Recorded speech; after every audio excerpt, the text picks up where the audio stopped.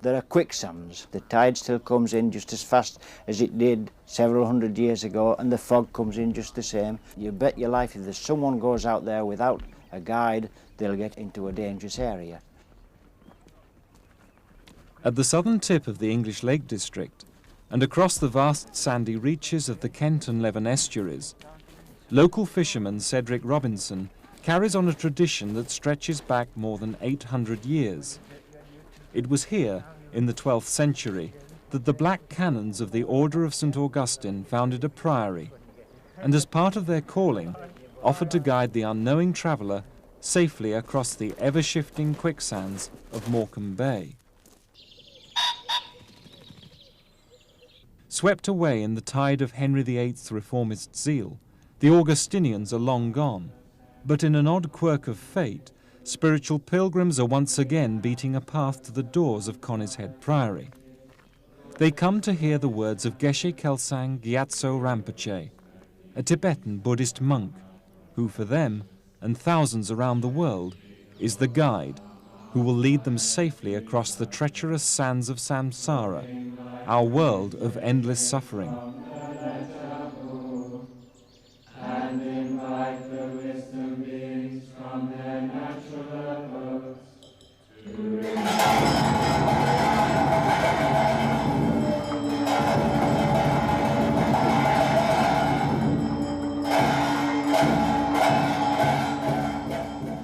It was back in 1971 that Roy Tyson set off in a Land Rover with two friends to travel the world. They got as far as Kathmandu in Nepal, at the gateway to the Himalayas, where, along with many other spiritually hungry young Westerners, they were drawn to experiment with meditation under the direction of a Buddhist Lama. Fired by the teachings, they conceived the idea of establishing a Buddhist meditation centre in Britain.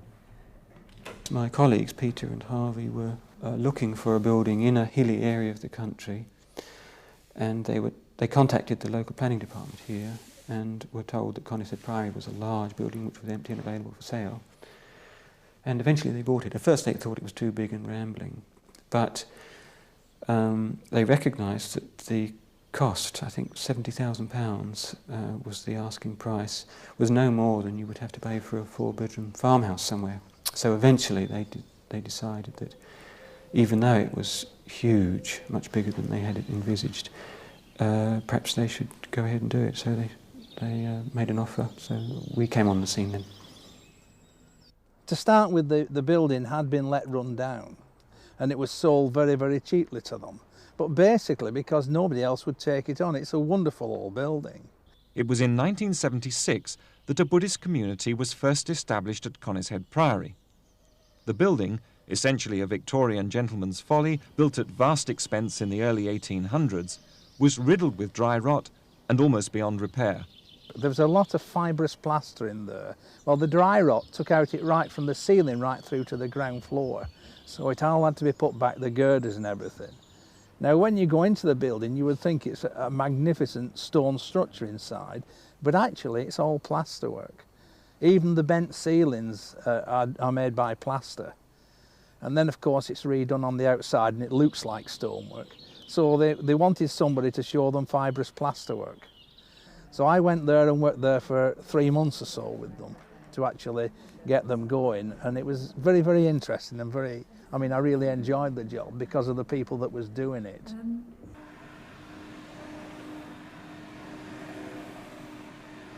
I was a mum.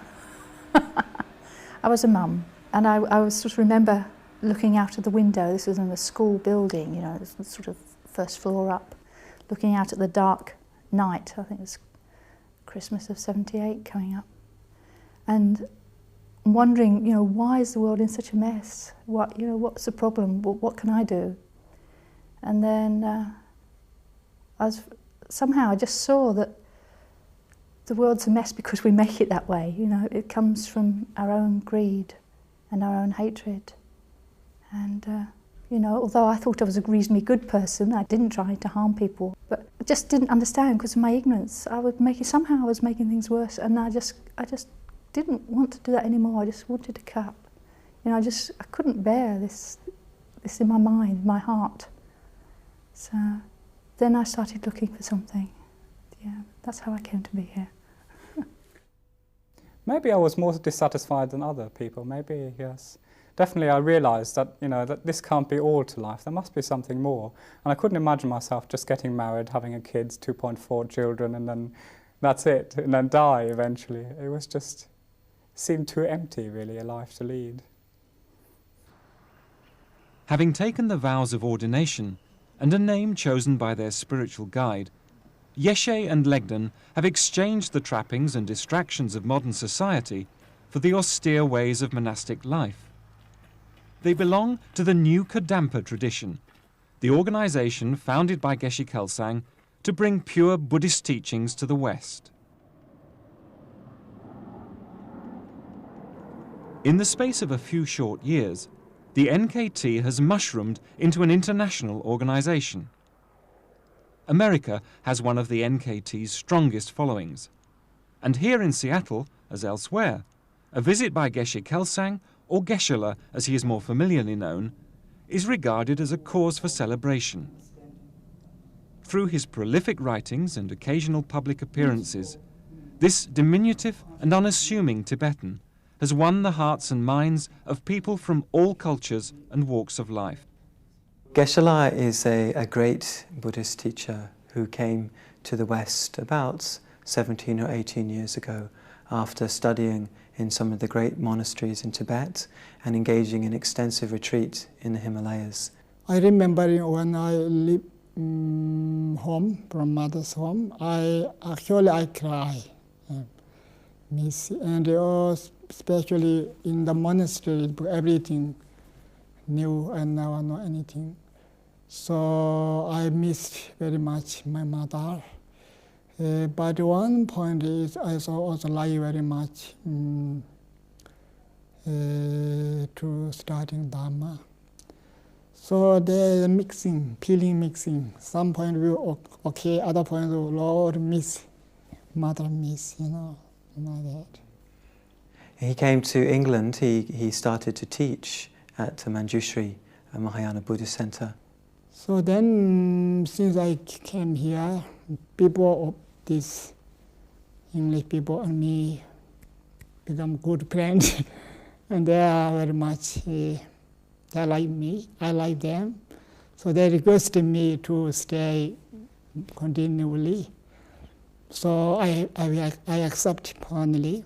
So then I try to learn Western style, lifestyle. On a personal level, he is an amazing man. He has, for me, he has the most strength I've ever seen in anyone, and the most courage, because single-handedly he is upholding Buddhist tradition, a very, very pure, clear Buddhist tradition for Western people to practice. To an outsider, the loyalty he commands and the reverence with which he's treated might suggest the hallmarks of a cult leader. But many of those who hear him speak are struck by his wisdom and sincerity. And to his closest disciples, he is nothing less than a living Buddha, whose words hold the key to our eventual release from suffering. Because we don't know ultimate truth, reality. So through our ignorance, we engage in actions that cause suffering, even if we seeking happiness. But due to our ignorance, we creating the cause of suffering. That means our karma, negative karma, our actions. So through non-religious actions, we have to experience this endless suffering. Since taking up residence at Conishead Priory, Geshe Kelsang has been working to produce a complete set of instructions for Westerners wishing to set out on the path to enlightenment. Based on orthodox Tibetan Buddhist teachings, the main emphasis is on meditation practice. Through my teaching, and people try to controlling their mind and try to keep peaceful mind continually. So I try mainly to improve people's mental peace. So what is the ultimate goal of Buddhist practice? We say this is full enlightenment. Buddha said, our mind is like the sky. Our real mind is pure, like the clear blue sky. However, the purity of our mind is obscured by the clouds of our delusions, clouds of our anger, the clouds of our desires, attachment, and the clouds of our ignorance. So spiritual practice means we try and get beyond those clouds and reach the essential purity of our mind. It's a bit like if you go up in an aeroplane, first you reach the cloud barrier, and then you go above it, and then suddenly it's completely pure, completely clean. The Buddhists call these clouds of delusion samsara.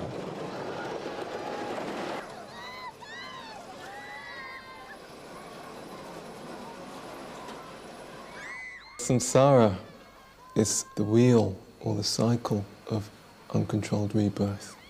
We are born, we grow up, we get sick, we get old, we die, then once more we are born, and so on. Repeat the whole process again and again.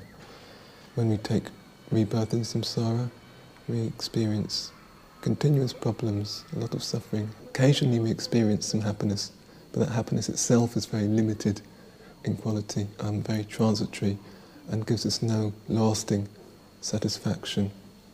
At present we are human beings, but there are other states we can take rebirth in. For example, we can take rebirth as an animal. The animal realm is characterized mainly by deep confusion. Animals have no opportunity to progress along the spiritual paths because they are dominated by their instincts. They have no choice. We also talk about the realm of hungry spirits. They experience great hunger, great thirst. Although they have strong desire, they find it very difficult to satisfy their desires. We can say a little like when we see people here suffering in Ethiopia. The realm of the hungry spirits is like that, except many times worse. And then beneath that, worse than that, is the hell realms. This is like the worst suffering in samsara. People there experience a great deal of mental and physical torment, much pain, much suffering. Then we talk about the three upper realms of samsara. On the ground floor, there is like the human realm. Above that, we talk about the demigods. We call them demigods. They're godlike, but not quite. They experience a lot of pleasure, a lot of happiness, but much greater than human beings, but still they suffer a lot of mental pain from wanting more. Above that is the God realm. And this is like the highest we can take rebirth in samsara. Is the heavenly realm where we experience very pure enjoyments, very pure environment, very beautiful friends. We have a very beautiful body ourselves. But mostly this sort of life is completely hedonistic and meaningless because we have so many pleasant things to enjoy. We find it very difficult to develop compassion for others or think about spiritual practice. So, although there's a great variety within samsara, from the worst suffering of the hell realm to the most exquisite pleasures of the God realms, really from a spiritual point of view, the realm that is most spiritually meaningful is the human realm, because there we have a balance between the degree of happiness we experience and the degree of suffering we experience. Well, I think there are hell realms in this life. And also higher realms. We have glimpses. Yes, we have glimpses of all the realm. The realm above and the realm below.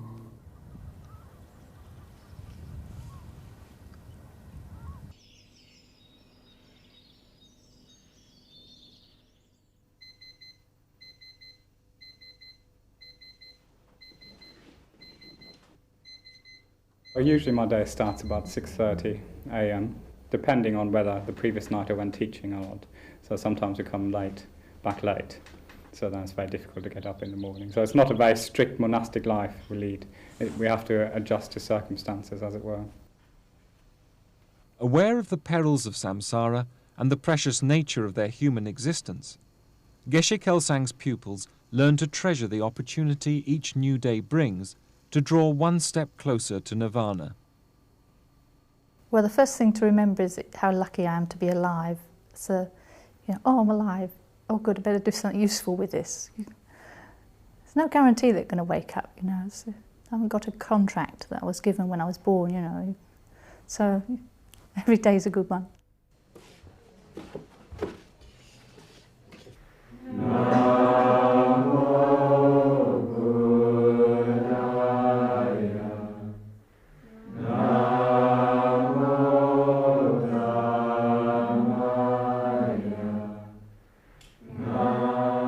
First early morning puja starts about 7 o'clock in the morning, and that lasts for about 1.5 hours, something like that. Puja is like a service, and when we sing like chanting our meditation, our topics of meditation. They're very beautiful tunes. So it's, when you're walking about, walking through the woods or anything, tunes will come to your mind. You remember the topics of meditation, and so you can always be mindful of the sort of virtuous things. It's really nice. This unbearable prison of samsara, I seek your blessings to take up the victory banner of liberation by maintaining the 3 higher trainings and the wealth of superiors, contemplating. I think that's what attracts most people to start with. It's the meditation, because it's like the peace and quiet. You haven't found the peace and quiet outside, so it's finding some peace inside, just getting away from all the hustle and bustle that goes on in your own mind. And there is definitely that element to it, the relaxation side. And you need to calm down and relax before you can actually start to work with meditation.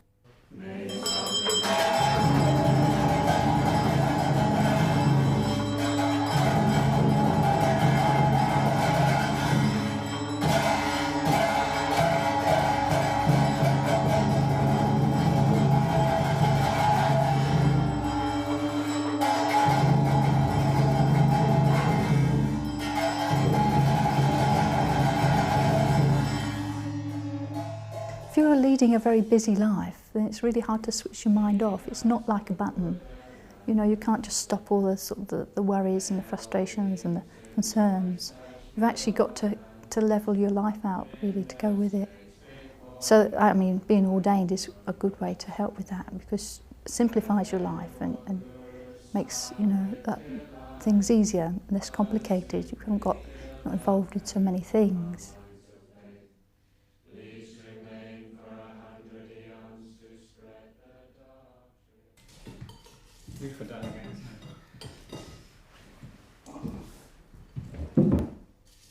After the early morning puja, I usually have breakfast. So I've got about half an hour for breakfast. How did your classes in Wigan go? Brilliant as usual. Good people, Wigan. I love them. That's good. Yeah, good. Normally I make myself a cup of tea. So a bit of self-cherishing there. I haven't quite sorted this self-cherishing problem out yet. Then I tend to do my prostrations. So it's nice to do them early in the morning. All the practices are about developing a happier mind and more positive energy in the mind, and you need, it gives you a lot of energy for the day. It's quite hard work, but it gives you a lot of energy for the day. Right, I started the day right. The motivation's the key, isn't it? You have to remember, I need to purify my negative actions. I need to become a better sort of person. So, and if I do this, then I can help people. So you're doing it with motivation of I want to get rid of all negativity from my mind and develop a pure mind, so then I can help others. So that's why you do it. Otherwise there's no reason to do it, really. Usually every morning we make offerings, water bowl offerings. So Buddha, understanding that we have very strong desirous attachment for material things, he allowed us to do just water offerings rather than actual substances. So just making an offering to Buddha is like inviting him as a guest into your room or into your shrine. And so it's a very powerful thing to do, very beautiful thing to do as well, to make offerings. Somebody once told me a really nice story about why we offer bowls of water. I don't know if you've heard it, but they said that when Buddhism went to Tibet, Tibetan people were quite poor, so they couldn't put really expensive, beautiful things on their shrines, like in India. You know. But what the Tibetans did have is they had clean water, which couldn't find in India. So then they started offering bowls of clean, pure water, and imagining that it was all these beautiful things that they couldn't afford to offer. Like? Flowers, incense, lights, perfumes, food, or anything beautiful. Basically, it doesn't matter. However beautiful you can imagine, that's what it is you're offering. And what I do is I imagine as I'm pouring the water out, it changes into nectar. So by the time it's in the bowl, it's actually beautiful nectar. And then this nectar is like, to the Buddhas, they see it as perfume, or they see it as fragrant water for drinking, beautiful perfume water for bathing the feet, and all these different things. Actually, it's, you know, you can make it as beautiful as you like. Except you can't have water into wine, can you? Who needs wine when you get happy without it? Whether it's alcohol, which ordained Buddhists must live without, or any of the other worldly pleasures symbolized by the offerings, the idea is to try to avoid becoming attached to them, to let go. So desirous attachment is a very big problem for most people.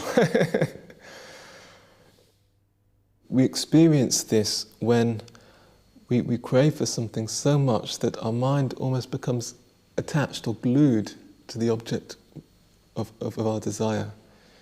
For example, maybe we know a person who we like very much, then desirous attachment kind of begins to exaggerate all their good qualities. We think, oh, how wonderful they are, and what their eyes are like, and everything like this. And then we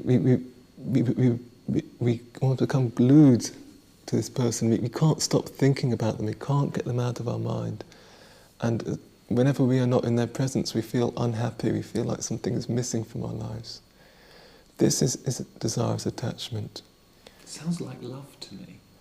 It's very different from love because it's selfish. Love is the wish that others be happy. Desirous attachment thinks, I need you, I want you. So we don't just have to develop attachment for people, and we can also develop them for possessions, like money and so forth, reputation. But the big danger is we never overcome desire by following desire. For example, if you take somebody who is attached to drink and drinks a lot, they never overcome that desire for drinking through drinking more. We only overcome desire through practicing contentment. So the more we follow desire, the more our desire increases, and then the more dissatisfaction we experience, and that's the tragedy of it.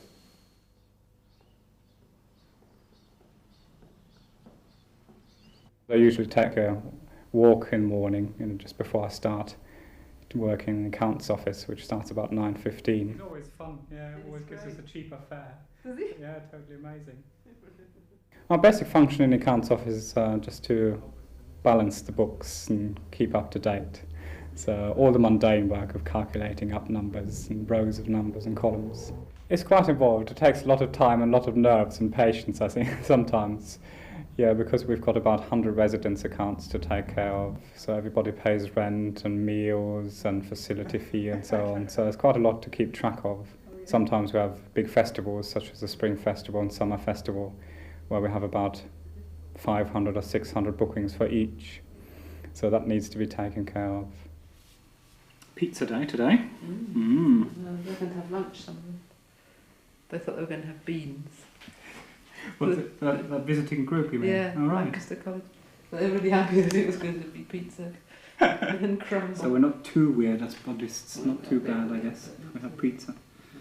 It seems like in our tradition you're always given a job. You're you're not familiar with. It's like a challenge, something new to learn.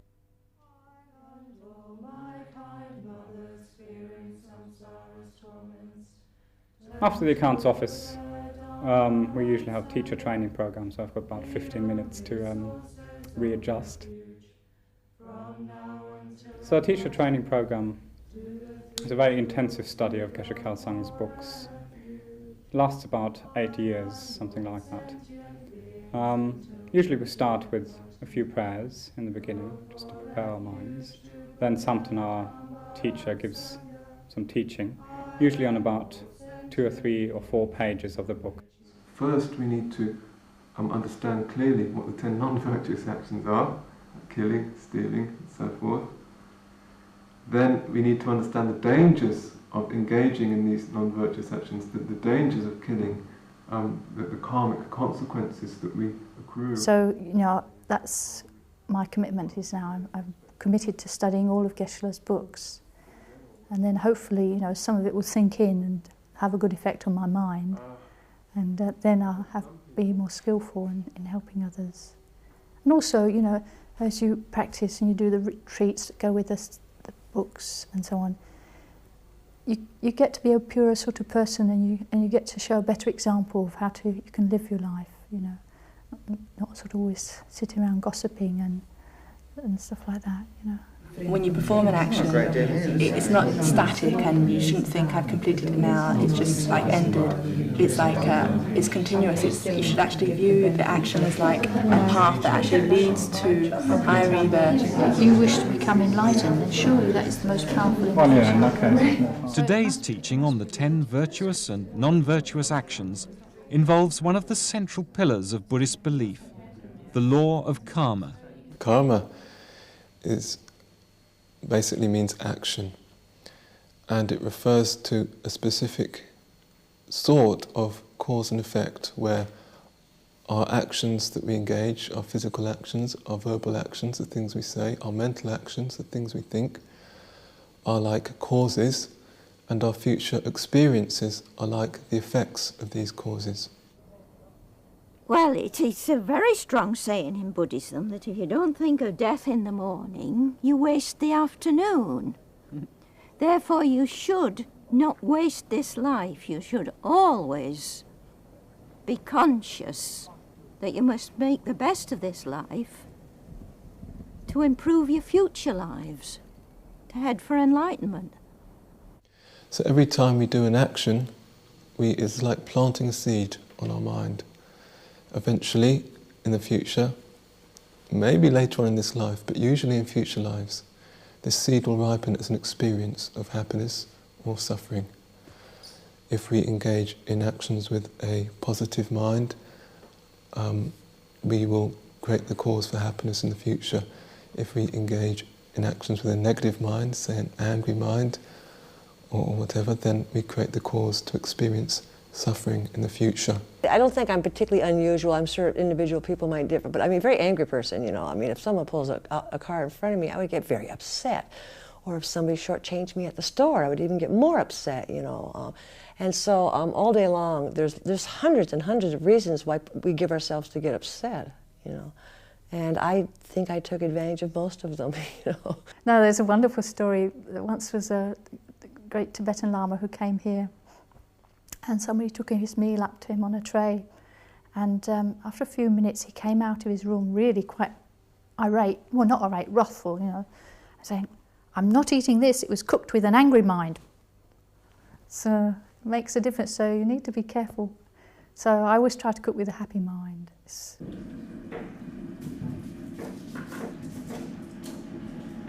Can't cook at all really, that's the problem I have. Especially I can't cook vegetarian food, so I just cook ordinary food without the meat. People like that, roast potatoes, roast parsnips, they're like that. I have to substitute a nut roast, but sometimes I do something different. But it's difficult because I can't cook very many things. It's probably why I'm in the kitchen cooking, because I can't cook. Then it's lunchtime.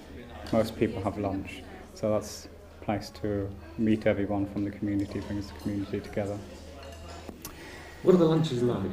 Very good, actually. Yeah, to keep a man happy, you have to prepare good food. So yeah, very good usually. We've got some very good cooks. Sometimes people think living in a big place like Manjushri is hiding away from the world. But actually, if you have to live in a close-knit community, you have to face the world more, because you have to, cope with your own self and with the people around you, and you can't run away from them, as it were. You're forced to live with them, to work with them, and so on. So sometimes it's actually more a challenge of living hidden away, as it were, than in the real world, where we can always escape to somewhere else. So of course sometimes people have problems with each other, but usually it doesn't last very long, maybe 2 or 3 days.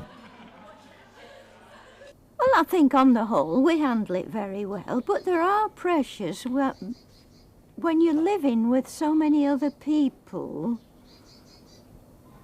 You have to think of other people more and your own self a little less. Oh, it does have stresses. You have less privacy, I suppose. Yes. Which isn't always easy, is it? Yes. You have less control in a way than perhaps if you're living in your own home, in your own bit of garden with your gate and things. Yes, yeah, that sort of thing. With its doors open to both the casual visitor as well as the more spiritually minded, the pressures felt at Conishead Priory are much the same as at any modern institution. And of course, there's an ever-present need for more cash. Despite grants and a regular supply of young volunteers offering labour in return for a few days' holiday at the Priory, the buildings are a constant drain on resources. And yet, paradoxically, without them, the Manjushri Centre would probably not survive. Having woken up to the potential offered by the endless nooks and crannies in the rambling mansion, the management has acted. Now, tucked away amongst the eaves and turrets, are the kind of comfortable little study bedrooms with a view that attract disillusioned townies and a good rent. And in the old stable block and outbuildings, a group of cottages has been created, becoming home to some of the more long-term single residents and the 1 or 2 families who've chosen to live here.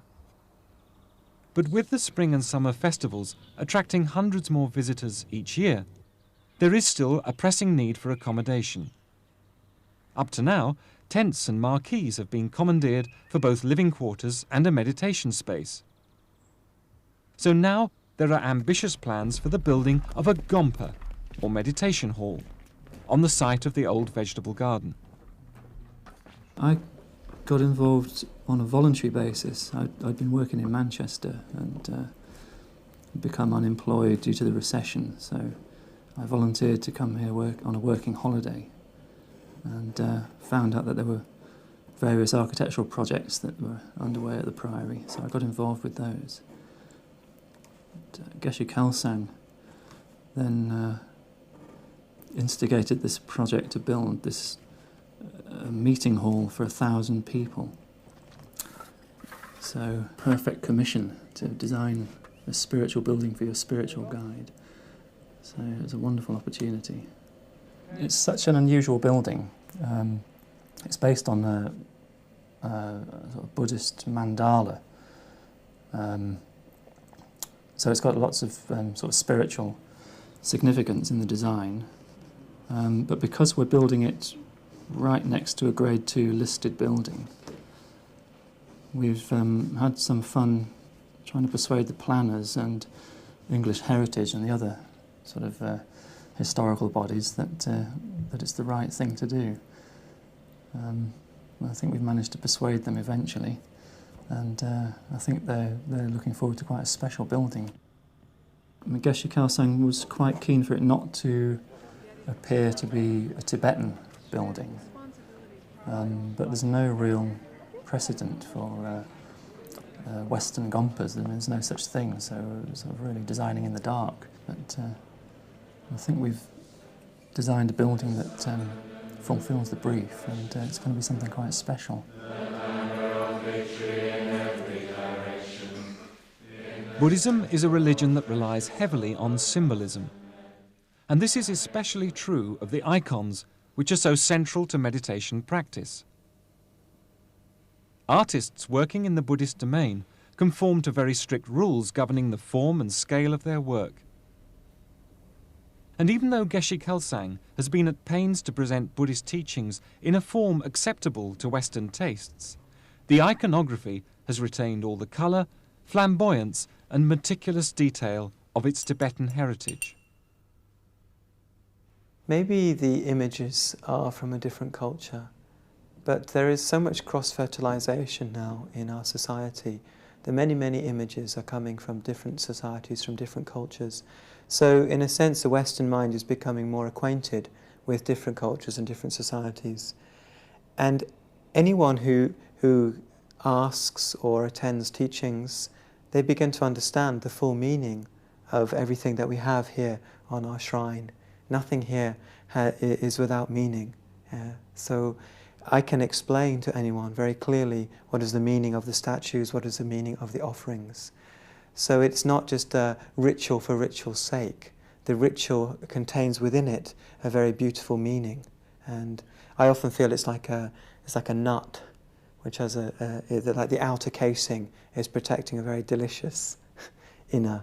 Yeah, so in the same way, the rituals, they're like the outer casing, and they contain within them a very rich meaning. It's like a knot in the handkerchief. Reminds you of what you're doing, reminds you of what you should be doing. So a shrine reminds you of the good qualities of Buddha's body, speech and mind. So a statue reminds you of Buddha and the possibility of enlightenment and the truth of suffering and so on. Along with a strong belief in the reality of nirvana or enlightenment, comes a faith in the power of prayer and meditation. You can be in direct contact with creation, as it were, and things come through. Not at the time, but they do come through. But you have to get rid of all the debris in your mind. And that, to me, is meditation. What comes through? Oh, realizations. They pop up like pennies drop. You know, when you put a penny in a machine, that's just how it feels. Don't you think so? You realise things, not at the time, but you do afterwards. Something will come up, and it's just a realisation, a big truth. If someone, through the power of their meditation, gains such powers, such as clairvoyance or healing powers, then they will use that solely for the benefit of others. But it is not regarded as the principal aim. The principal aim is to become an enlightened being for the benefit of others. Tara once saved my life, so I'm very attached to Tara. I had salmonella food poisoning once, and I was in a great deal of pain, and losing blood, and I was really quite ill. And then I realised I was dying. I just knew I was dying. I stopped being able to move my body. But at that point in time, through saying prayers to Tara, this is sort of I could feel that there was sort of like a beam of white light that came into my abdomen where the pain was greatest. And I got better, and the next morning I woke up and got up and I had no pain and I was better. So to me that's, Tara saved my life. The effects of non-virtuous actions. The 10 non-virtuous actions and factors in their completion in 10 parts. Killing, stealing, sexual misconduct, lying, devices... For Yeshe and Legden, the afternoon follows much the same pattern as the morning, a routine that is itself part of the discipline and the communal life of the Manjushri Centre. But their world is not framed solely by the walls of Conishead Priory. And for Geshe Kelsang's disciples, the future may lie far from the shores of Morecambe Bay. In the meantime, there are more mundane problems to contend with. No washing line. I have some attachment.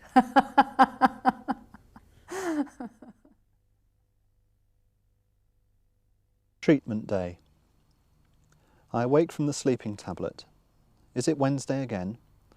Treatment day, and I feel sick already. I sit in the bath, clutching a book on rock climbing, and try to read. I say to myself, all I ever have is this moment now, and so I try to relax in the moment. Stephanie drives me to hospital. I have a bowl ready for the journey home. In the waiting room, I breathe deeply to keep calm. We've got the drugs from pharmacy. We're ready for you now, Paul. I slip onto the treatment couch, trying not to notice the drip. Which hand will it be this time? The gentle sister's gloved hands rub my veins, and a little prick and I am snared again. A wave of sweat pours off my bald head. I want to jerk out the tube and run anywhere but here. My arm becomes frozen as the cold liquid snakes its way into my body. My veins will later feel burnt. I can taste the drugs in my mouth now, and retching clutches at my throat. I am being poisoned to save my life. A few hours later, I am being driven back home. I am terrified of all the traffic, of our car being smashed into, for it seems to me that anything is possible now. Back at home, the curtains are drawn. I curl up in bed with a hot water bottle. Everything feels so black, I cannot even bear music. The children will be quiet about the house for the next few days, for in a few hours, I could even set my clock by it, the vomiting will begin and I can start pissing away the cancer. I look forward to my sleeping tablets. I took a degree in philosophy, so I've been interested in Eastern religious ideas for some time, but as sort of an academic set of ideas. But the real turning point for me came when I found a lump in my neck and I was diagnosed as having cancer. So I had to have about a year's chemotherapy and radiotherapy treatment, which was quite traumatic. And that really brought home to me the fact that one day I was going to die, perhaps sooner than I'd anticipated. So I felt that I had to, if you like, pursue a spiritual practice. So I started attending courses at Manjushri Institute and I met Geshe Kelsang Gyatso on a number of occasions. You're trying to assess the man, if you like. You're trying to gauge, is this a person who it's worthy to put some trust in? And I think that's very difficult for us in the West because I think we've been let down so many times. I mean, there's lots of examples of so-called religious teachers, cults and so on who don't appear to come up to the mark at all. So it's natural for us in the West to have some maybe healthy scepticism about that. So I'm looking for signs of genuine spirituality, genuine moral concern, genuine compassion and wisdom. And I do see that in Geshe Kelsang Gyatso. To you we bow, look for refuge, and offer gifts, so please bless us. Guru, founder, blessed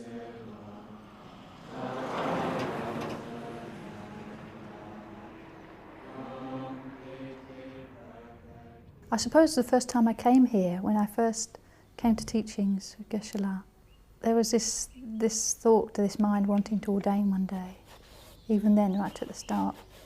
But then, you know, my children were small, so I just didn't think about it, just put it back to the back of my mind and forgot all about it, really. But then it came to the point where I was free, but the difficulty came is I'd forgotten about my original idea. So it took me a little while to sort of remember and think about the reasons for ordaining. And I think really there's nothing outside. There's just nothing I was really interested in. I don't desperately need to watch the television. In fact, I don't need to watch television at all, really. And you know, I just enjoy this so much. It's like it is my life, and it has been for a long time. So this was like, you know, just getting the outer robes to go with how I felt I wanted to be inside. For those men and women who have chosen to follow the Buddhist path defined by their spiritual guide, Geshe Kelsang Gyatso, the day may come when they feel compelled to decide just how far their commitment goes. Many are happy to remain poised between the secular and the sacred, but for others, the symbols of the saffron and ruby robes and of vows solemnly taken represent the ultimate fulfillment of their devotion. You've decided to make a commitment that is very much a lifetime commitment. How does it feel to make that commitment now? Right now it feels really good.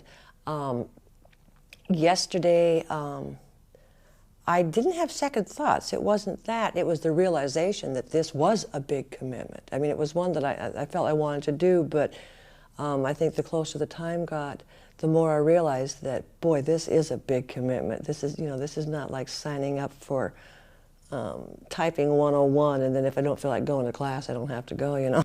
I'm not wearing robes because I'm not an ordained monk, and that's because I don't feel ready to take ordination.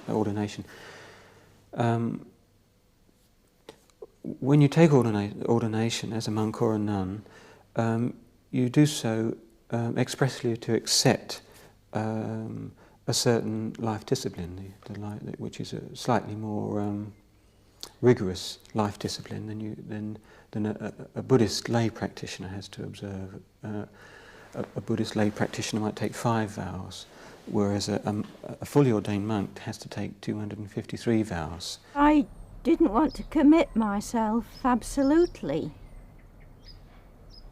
I'm not prepared to, because I'm not pure enough. Oh. No, you know what I mean. No, I am not a fit offering, I feel. So what kind of person would you have to become to be a fit offering?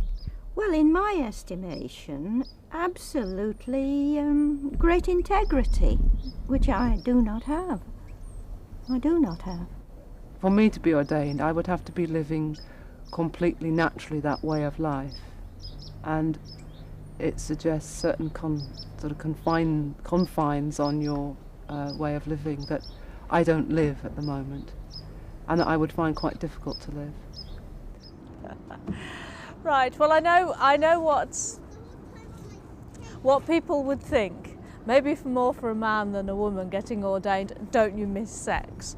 Well, I think I can answer that for myself, in that a year and a half ago somebody had said I'd enter a life of celibacy. I would have thought, I can't do that, I would miss sexual intercourse. Not at all. Not at all. I've got so much more meaning to my life that no. It doesn't disappear overnight, but if you understand, something about suffering and what our bodies are really made of, skin bags full of impure substances. If you really think about that deeply in meditation, then, you might as well go to bed with a lamb chop. Buddhism is not a serious, how shall I say, prudish way of life. Definitely we need to have some humour. If we can't laugh about ourselves, then we've got much too tight a mind. So humour is a very important part of Buddhism, I think. If we can't laugh, then there's something wrong.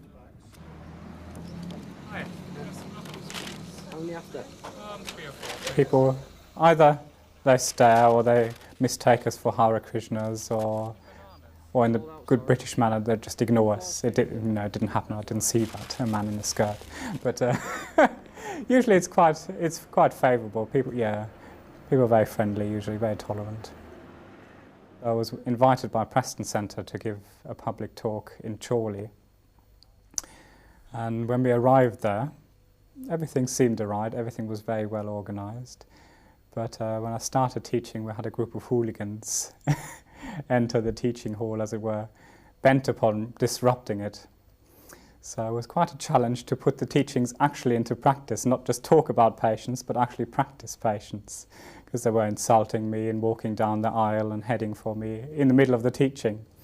So yeah, it was quite a challenge to see whether the teachings worked or not. I think really what the teachings encourage you to do is to be realistic about what life is about, and what life is about is the fact that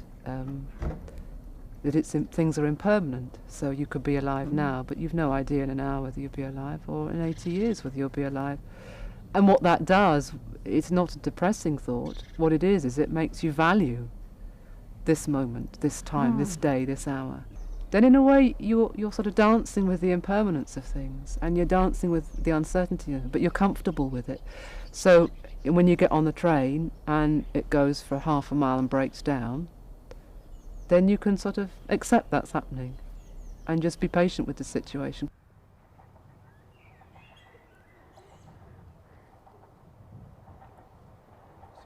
Two times a week I have to go out teaching, so I teach in Ambleside and Wigan. So usually I leave about 5 o'clock for Wigan.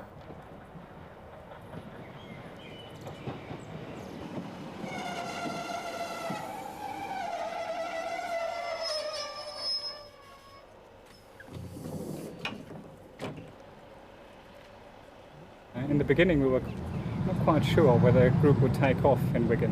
When we first did some advertising in Wigan, it was very difficult. People didn't seem interested, and we even were insulted on the street, people seeing our robes and so on.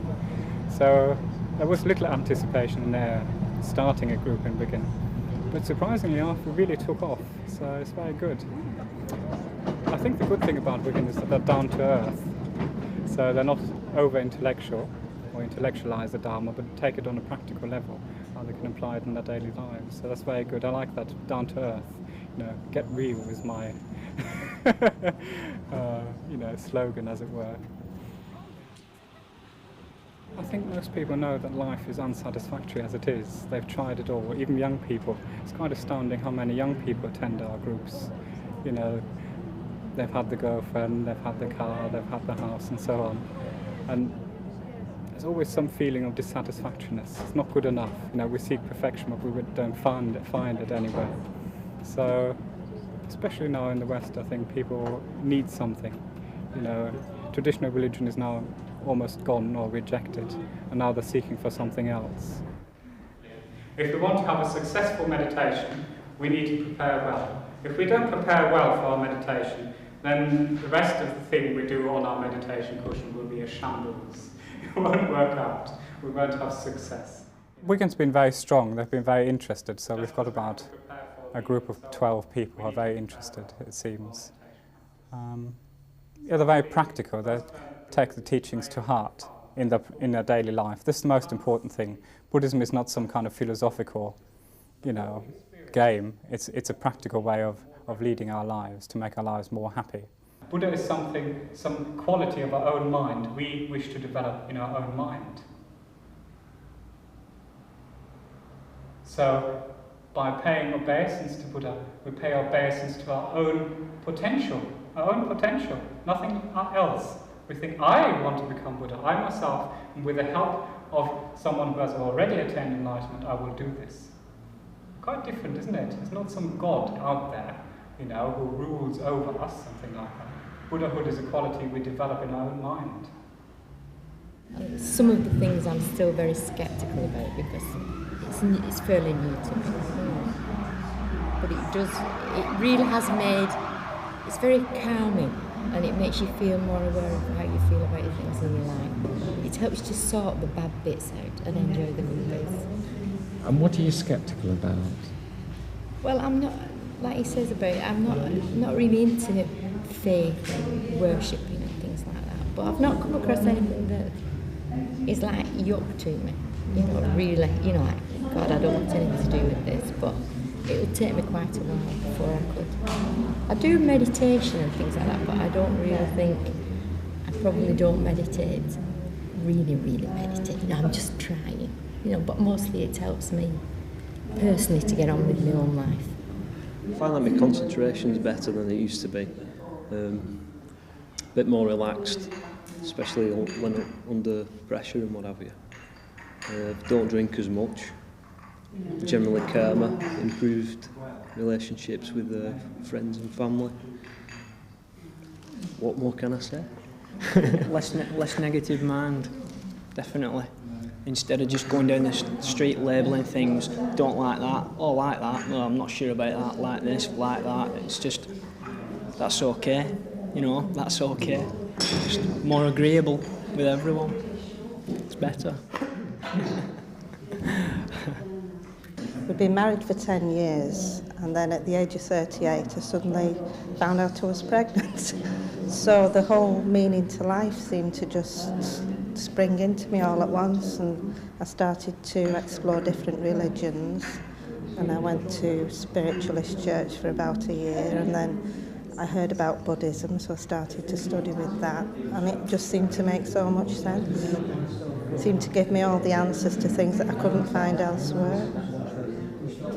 Well, we always do things together, so it's understandable that we both went along the same path together.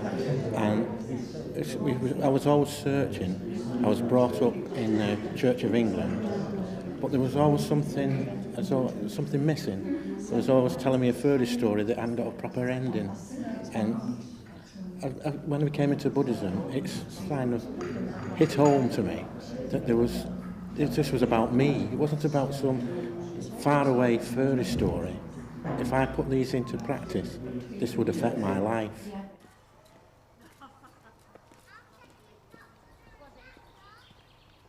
They don't have a personal God and Saviour as we, but they are searching for truth, and we are looking to the truth, as we would say, to find it in Jesus. But in many ways I see Jesus as coming to do away with religion and religions, and that he's the heart of things, so that, if you like, he's the Lord of all. He's the Lord of Buddhism, actually, from my perspective, if that makes sense. I think there's more people turning to it now because, I mean, the world's in a topsy-turvy way, and they seem to get the peace of mind, and from where I went this morning, I was just saying to my wife, Olive, the grounds are so beautiful, aren't they, and peaceful, and it's just like living in another world. Their world is similar to mine. They have their own place there, and place of worship, and the grounds to walk around, and just, the minds are free, aren't they? Well, mine is the bay. I go out into the bay and I get the same kind of feeling. So really we have, I mean, I haven't got my head shaved and I aren't a Buddhist, but really we have a lot in common, really.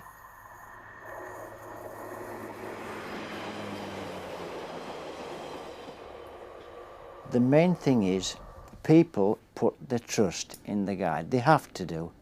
I mean, it's someone as they follow, they've never been in the bay before, they've heard about it, they've read about it, they've read about the dangers, they've read about the quicksands. Sometimes I get asked the question, you know, how do you know the way, Mr. Thomas? And I said, well, there's only two people know the route on the day, and that's the Lord above and myself. So we can say samsara is like a quicksand or swamp, very treacherous. You do not know which parts are firm, which parts will cause you to go under.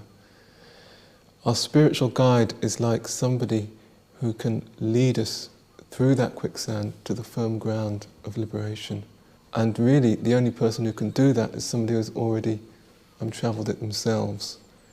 So, for example, Geshe-la is perfectly qualified to do this because he has already attained liberation from samsara. However, he can just lead us. He cannot carry us. He can give us the teachings. He can tell us how to practice. He can tell us what we have to do. But ultimately, we have to do it. We have to walk on that path. By following this religion, then people can reach God realm, animal realm, human realm, anyway, you know, or liberation, or fully enlightenment. So there are many, many paths, you know. So therefore, true path means there are many, many levels.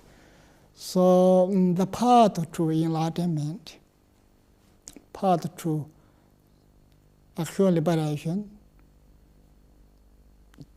for me, it is very clearly in Buddhism, that is very clearly. I think it's very important that we don't look at Buddhism coming to the West as something to be preserved as a quaint set of ideas, you know, another set of ideas from a civilization that has to be preserved because we've destroyed so many others. The power of Buddhism coming to the West, for me, in my view, is that here is a radical set of teachings that can literally save the West from itself. In my view, and it seems to be in a lot of other people's views that I speak to, the West seems to be on a helter-skelter of consumerism and self-interest that is actually leading to the destruction of the world. I mean, just a trivial example, if you like, or a funny example. I mean, now it seems that so many people have the need to have a 4x4 cross-country jeep to actually get to the supermarket. A few years ago, people didn't have this need. And when I look at people queuing to go to the supermarket in their jeeps, they don't seem to be any more happier through having these vehicles. They actually seem to be as dissatisfied as they were before, if not more so. So at some point we have to turn away from looking to external means to find happiness, of gathering material possessions, which is leading to the destruction of the world anyway, and we have to turn within and take a spiritual path. I mean, I see Buddhism and the Green Movement, if you like, as the two major forces for good in the world today, in the West. I think there's great interest in the West now for Buddhism, and this tradition particularly is spreading all over the world. Our wish would be to see a Buddhist centre established in every city in the world in the same way, or in every town in the world in the same way that there's a Christian church in every town in many countries throughout the world. Although that dream is a long way from fulfillment, Geshe-la's words are already being taught in many cities around the world.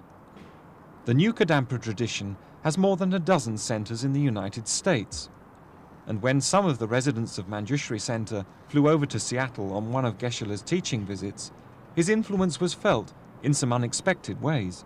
Well, I arrived here after a 9-hour flight, I think it was, and we were sort of going to the car, and she said, "Oh, guess what? You know, Kenton's he's going to be a teacher now," and Kenton is somebody who's very recently been ordained, and he's her son. So she was full of excitement about that. And she said, "And you're going to be teacher on Vancouver Island?" And I said, "You're joking." And I was feeling a little bit tired after the plane journey, and she said, "Well, no, I don't know if I'm supposed to tell you, but you are." And I said, "Oh." I still find it very amusing, you know, in some ways, because I've come with enough things for a week here, because, you know, I'm a teacher at Manjushri Center and all sorts of little things that I think have to be tied up, but of course they don't. You know, when we die, we just go suddenly. We don't say goodbye to our friends necessarily. We don't worry about whether we've left dirty things in our room or anything. We just go, and similarly now, you know, for me, so. With Zangmo's imminent transfer to Vancouver Island, her life had come almost full circle. Formerly married to a Canadian, she had learnt the art of self-sufficiency, attempting to build a log house in the wilds of British Columbia. I know how to fell trees, I know how to peel logs, and very useful. But I also learnt some other things, I think, deeper things. I guess I still wanted to have a spiritual side as well, and we were very much, it was a physical life, a physical relationship, and it wasn't enough. So, as is fairly common, I think, the relationship came apart, really. I've never meant him any harm, and so the fact that he was sufficiently upset to think about committing suicide to start with, you know, was almost overwhelming, you know. I felt, how... But I think that's evolved somewhat into hopefully more compassion, and I would love to be able to help him. I would love him to meet the Buddha Dharma, to be able to put it into practice, to gain the sort of happiness that I feel. I don't know that I personally can do that, though. Many of Geshe Kelsang's followers have turned to Buddhism as a result of difficult or traumatic experiences in their lives. But even when the decision has been made, it isn't always plain sailing. Now living at the Seattle Center, Frank, formerly a Mormon, became deeply involved with Buddhism to the point of wanting to give up everything to become ordained. I was working as a computer operator for a hospital, and so I called up my job and said, I'm quitting and I'm going to become a monk, and they kind of went, okay. And so I quit. I threw a few things I thought I would need into my car, abandoned my apartment, and drove from Seattle, Washington to Guadalajara in like 4 days.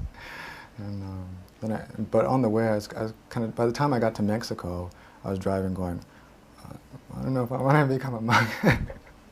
So I got to Guadalajara, to the center there, and Geshe was there, and he kind of sat me down and said, well, I can ordain you now or later. And I said, and I thought he meant, like later, like tomorrow. So I said, well, and I was real tired, so I said, I think maybe tomorrow, or no, I said, I think maybe later. And he goes, yeah, I think this is good. He said, you stay here 6 months with Losong and study, and then next summer you come to England and I'll ordain you then. And I went, oh.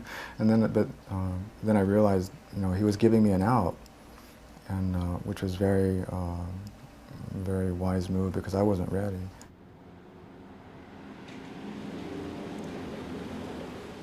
Came back to Seattle and I basically just trashed my life. And I felt bad about myself for not taking ordination, and so I started to get involved. I became a drug addict. I started to take all kinds of pills.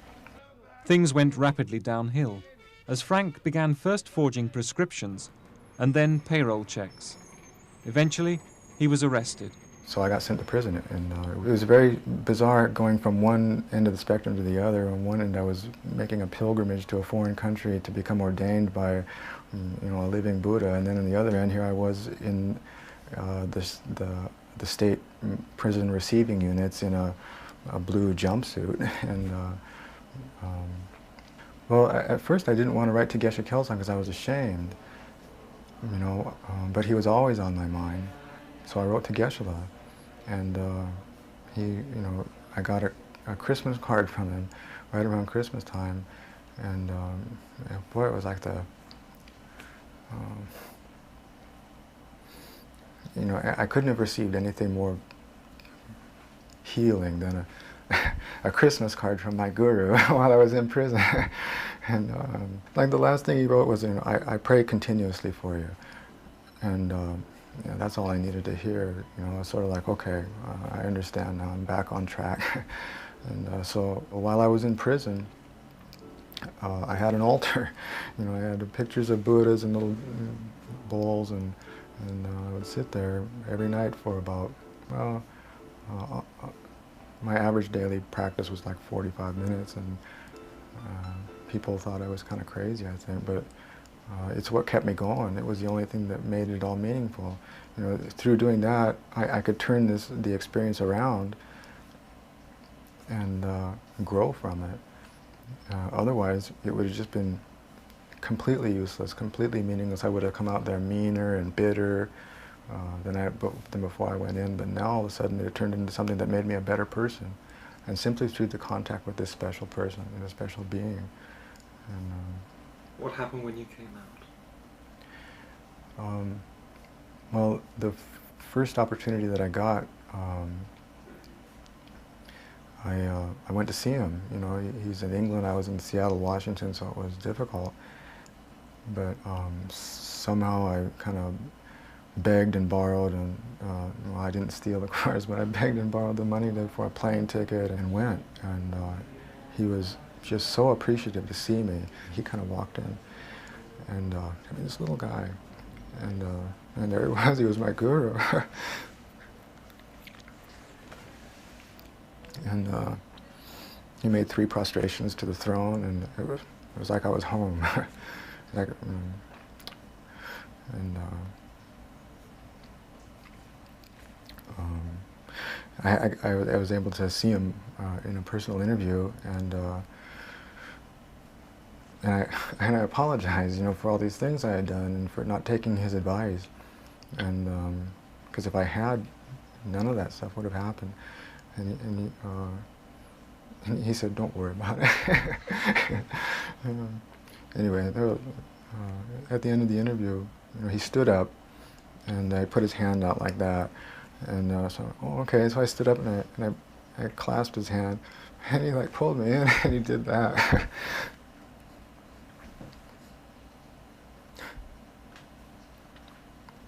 So now it's like when I do my daily practice, and I absorb this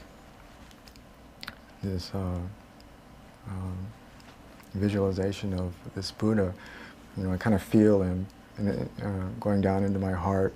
It's like he's right there, and it's like he's giving me another hug. so that's sort of like, that's the way it is. Like I was saying, there's two Geshe-las. There's this Geshe that you visualize this perfected form, and then there's the little Tibetan Geshe who gives you a hug after you get out of prison. So yeah. Samsara's pleasures are deceptive. Oh, another Englishman. No. With so many guests from the other centres, and Geshe due to give his long-awaited teachings in the morning, the Seattle Centre had taken on a very festive air. I'm not advertising Tetley's, but it's damn good tea. But despite the frivolity, the final preparations were being made with painstaking attention to detail. For Jangsum, the NKT's resident teacher in Seattle, it's the highlight of the year and a public affirmation of the effort which has gone into building up a thriving centre. In setting up a centre in a major city is quite a lot of work. And so basically I've been trying to focus my energy on getting this centre established and helping to produce the publicity, to give the teachings and to talk to people. And if I have any spare time, I quite enjoy meditation.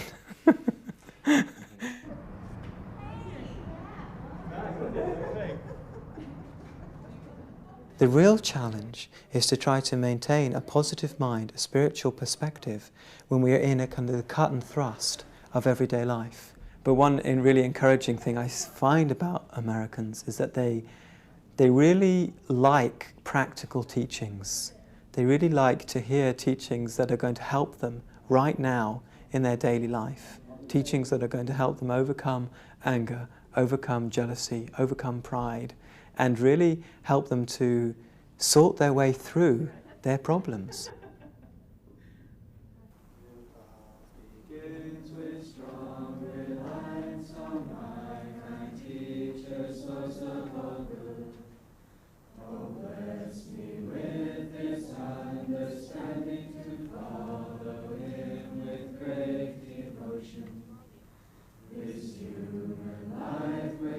So Geshe used a very nice example. He said, if we find we're about to get angry, then we should focus on our breath.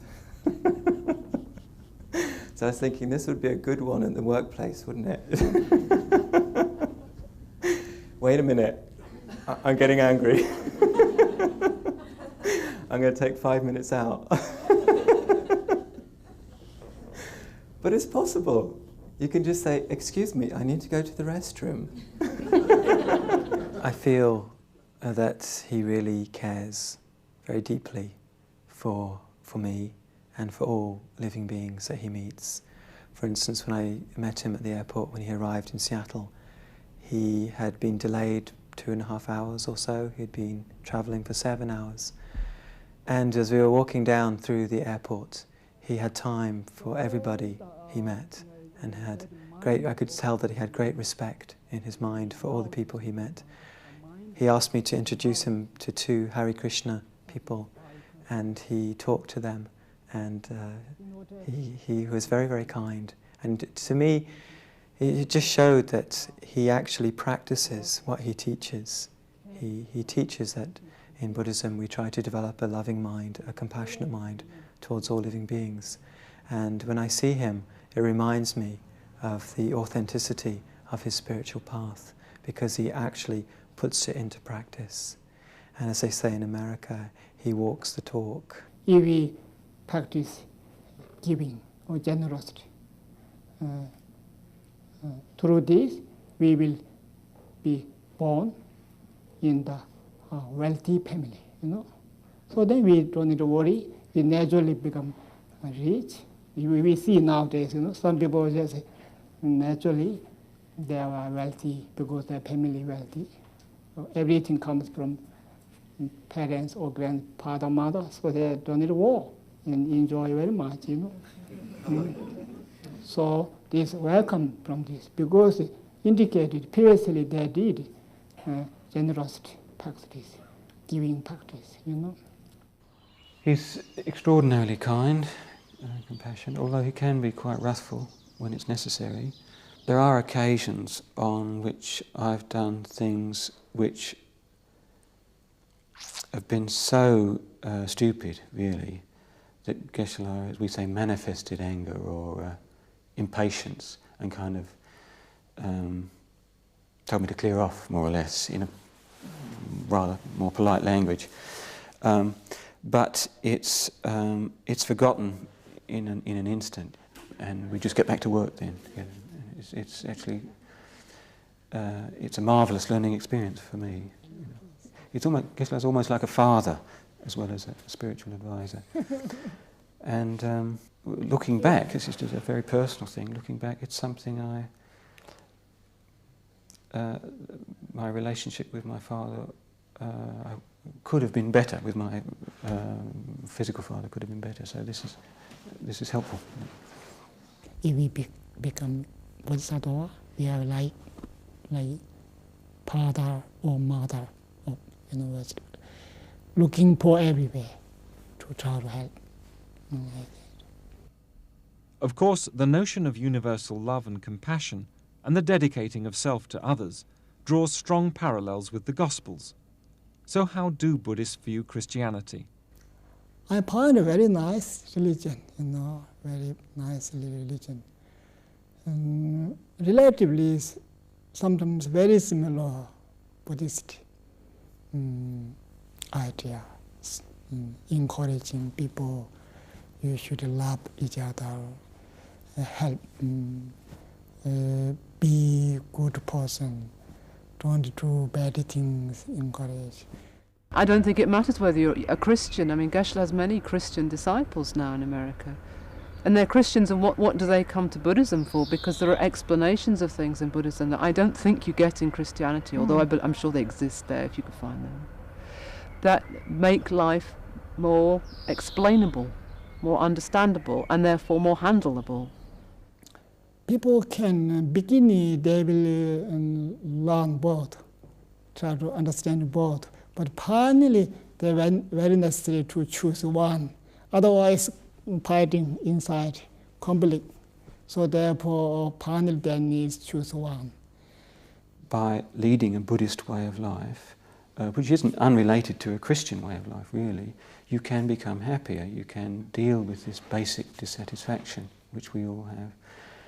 And also, you can, I think, personally, I feel you learn to see much more profoundly how the world goes round, and you can see that actually there is justice and some kind of pattern in world events and in events in your own individual life.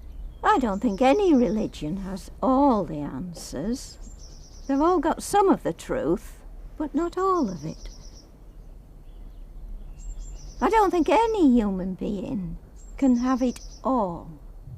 Do you think that perhaps if they had it all, they wouldn't be here as a human being?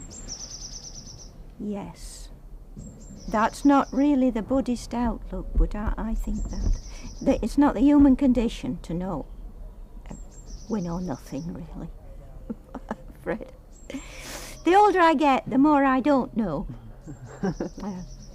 I think the idea is, at least for me, is to keep an open mind. No one has shown me that it isn't so. What I find very comforting about Buddhism is that it actually shows you how to do it. Step one, this is what you do. Step two... Yes, of course I do once or twice have my doubts and think, this is just crazy sometimes, this is just very crazy. Sometimes it's helpful just to put those to one side and just put them on the back burner, as it were, and say, well, yeah, that seems a little bit weird. I don't know if I can buy into all that quite now. But look at all this there is that seems so sane and so obvious to me. Then let's just go with it.